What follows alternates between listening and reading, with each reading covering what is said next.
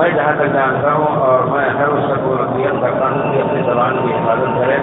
اگر یہی علماء جن کا انہوں نے ذکر کیا علامہ احسان علی زید علی سید منان نورپوری مولانا عبدالرحمان ناصر جانا ہوتا شیخ ناصر رحمانی ان کو اگر کہہ دیا جائے کہ ان سے علم نہیں لیا جائے گا تو یہ بہت بڑے جرم کی بات ہے. میں یقین کرتا ہوں کہ یہ لوگ تو اصل توحید میں بنے ہوئے ہیں. کئی کچھ باتوں کا اختلاف ضرور کیا جا سکتا ہے کہیں کہ یہ لشکر طیبہ کے مفتی اور کچھ ہے آپ چیزوں میں اختلاف کریں لیکن انہوں نے کبھی دہشت گردی کی بات نہیں کی.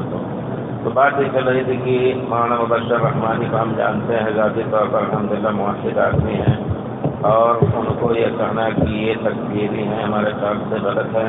کبھی کوئی ایسا لفظ ان کی نظر سے نہیں گزرا, ان کی کتابوں میں میری نظر سے نہیں گزرا. میں نے پڑھا ان سے سنا. اسی طرح مولانا رحمانی صاحب ناصر شیخ بدی الدین کے شاگرد اور الحمدللہ جامعۃ الامام محمد کے فارغ تحصیل ہیں.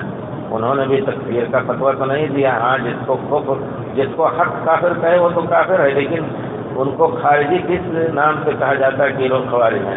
البتہ ایک چیز ہے سننے میں یہ آیا کہ انہوں نے یہ کہا ہے کہ مولانا مبشر رحمانی لشکر طیبہ کے مفتی ہیں. میں بھی کچھ اعتراض اس پہ کر سکتا ہوں کہ ان کے کچھ کام ایسے ہیں جن کو ان کی اپنی رائے سمجھنی چاہیے, لیکن توحید کے معاملے میں جماعت الدعویٰ الحمدللہ ابھی تک تو بہت اچھے تھے, لیکن سنا ہے وہ خبروں وغیرہ کے پاس جا کر کے لوگوں کو پتہ نہیں بلاتے ہیں توحید پر یا ان کے ساتھ مل کر کے بیٹھتے ہیں. کسی نے بتایا اس طرح کی گول مول بات جب تک اس کی تحقیق نہ ہو جائے کہنا چاہیے. لیکن ہم جہاں تک جانتے ہیں مولانا عبدالرحمان مکی یہاں پڑھ رہے تھے اور حافظ سعید صاحب اور ان کے ماموں اور والد جو ہیں عبدالرحمان مکی کے مولانا عبداللہ بھاولپوری پروفیسر بہت ہی بڑے محدث اور علم حدیث کے اور عامل شیخ سبیر ان سے بہت متاثر تھے ان کے تقویٰ اور طہارت سے. تو وہ لوگ الحمدللہ توحید میں بہت پکے اور جو کام کرتے تھے وہ ہم خود آج سے 25 سال پہلے میں نے ان سے کہا کہ آپ جو کام کر رہے ہیں لوگ بچوں کی تربیت کا جو کوئی بھی بچہ مشکل ہے کہ وہ وہاں سے اٹھ کے آئے کیا نام ہے افغانستان سے یا اس سے پہلے بھی یہ کام کر رہے تھے کہ لوگوں کو کشمیر میں جہاد کی دعوت دینے کے لیے نوجوانوں کو بلاتے تھے, ان کو پہلے تعلیم دیتے تھے توحید.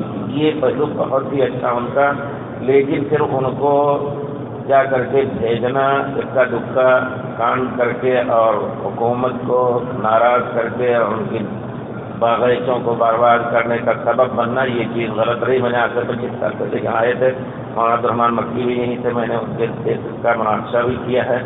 تو میں نے کہا یہ چیز صحیح نہیں ہے, کب تک یہ چلے گا, چھوڑیے اس کو, کیونکہ اس کی وجہ سے قوم کو مسلمانوں کو بہت نقصان ہو رہا ہے. اسی وجہ سے وہ بھاگ کر کے اب اگر کوشش ہو کہ کسی وقت بھی رائے شماری ہو یا مردم شماری ہو تو مسلمان بھاگ کر کے عزت بچانے کے لیے دور چلے گئے, دوسرے علاقوں میں دوسرے صوبوں میں جا کر کے بس گئے, کیونکہ پولیس آ کر کے بہانہ کر کے گھس جاتی تھی, بچیوں کا بے حرمتی ہوتی تھی. ہم نے جا کر کے بھی 2-3 مہینہ پہلے بلایا تو انہوں نے کہا جائیں گے, لوگوں نے کہا تھا جاؤ وہاں حالات صحیح نہیں ہے. گیا دیکھنے یقیناً قدم قدم پہ پولیس. ابھی ایک بزرگ آئے تھے کہہ رہے تھے یہ تو کچھ نہیں ہے, پہلے آج سے 10-15 سال پہلے بہت ہی تھا کہ ایک قدم پہ گھروں کے دروازے پہ بیٹھے رہتے تھے پولیس.